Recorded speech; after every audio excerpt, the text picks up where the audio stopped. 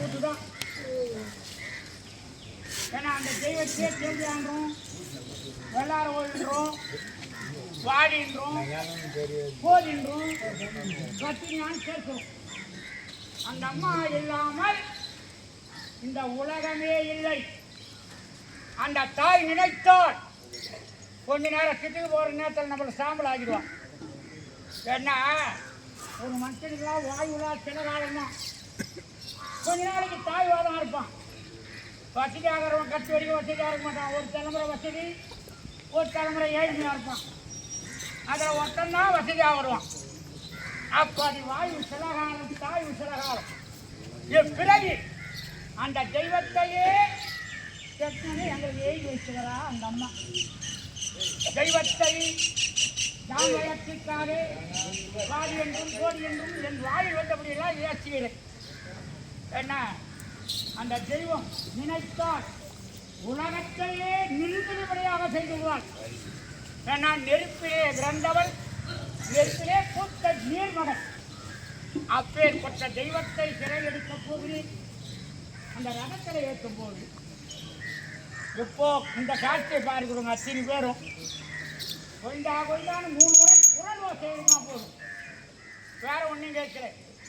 கோவிந்தா கோவிந்தா கோவிந்தா என்றார். என்னை பிடித்தப்பாவும் இந்த கிராமத்திலேயே தீர்ந்து விடும். நீங்கள் பார்க்குறது சார், இந்த பாவமான சொல்லு உங்கள் காது கேட்டுட்டே திரிக்கிறீங்க. ஆனால் பாவம் உங்கள் பாவமும் இதே ஊரில் இதே இடத்துல அகன்று அந்த கோவிந்தா என்றால் குறை நேராது என்று வாரியார் சுவாமிகள் சொல்லியிருக்கிறார். அதுபோல் அந்த அம்மாவை சிறை ஏற்றும் தருணத்தில் 3 முறை குரலோசை எழுப்ப வேண்டும். இதோ சிறை எடுக்க போகிறேன். எல்லாரும் கோவிந்தா கோவிந்தான் குரலோசை எழுப்புங்க போதும். ஆமா எந்த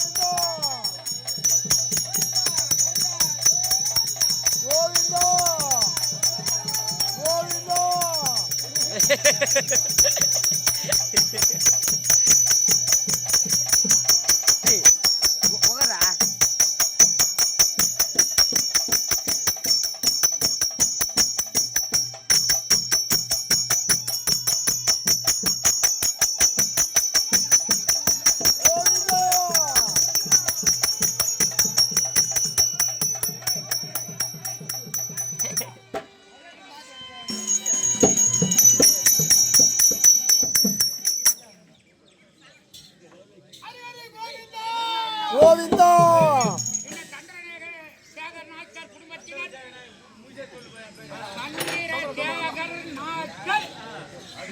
எங்க குலத்தில் பெருமையை தேடி தந்த சந்திர குலத்தின் நாட்கள் 100 ரூபாய் கொடுத்திருக்கிறார். வண்டி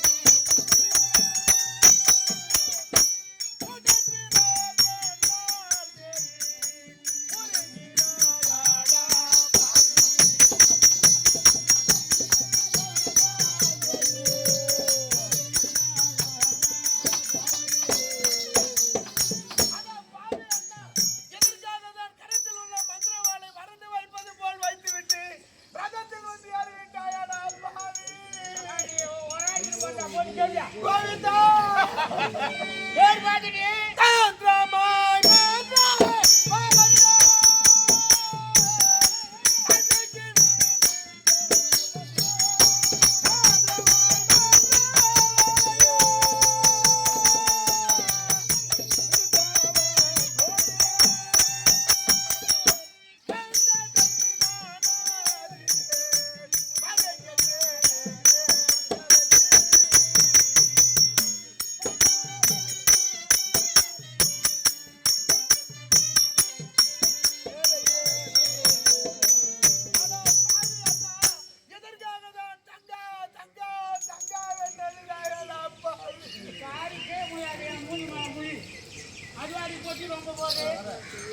ஏன்னா ரூபாய் 8 எண்ணி வச்சாங்க பிரிவு போட்டு அது 8 ரூபாய் போட்டா